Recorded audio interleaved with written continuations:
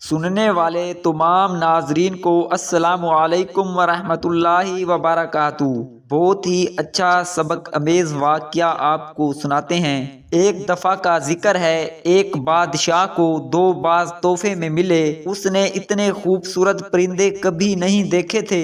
بادشاہ نے دونوں پرندے اپنے ملازم کو دیے کہ وہ ان کی تربیت کرے۔ ایک دن ملازم نے بادشاہ کو بتایا کہ ایک پرندہ اونچی اڑان اڑ رہا ہے اور دوسرا جس دن سے آیا ہے اپنی شاخ سے نہیں اڑ پا رہا۔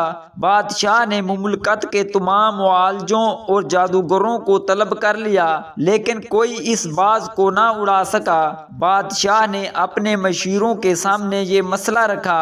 گھنٹے دن اور دن مہینوں میں ڈھل گئے لیکن باز نہ اڑ سکا۔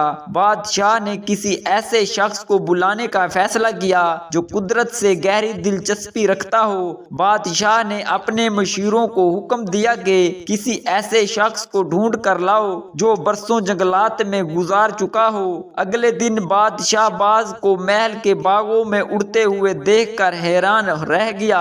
بادشاہ نے اس شخص کو طلب کیا جس نے باز کو اڑایا تھا۔ اس شخص کو بادشاہ کے سامنے پیش کیا گیا۔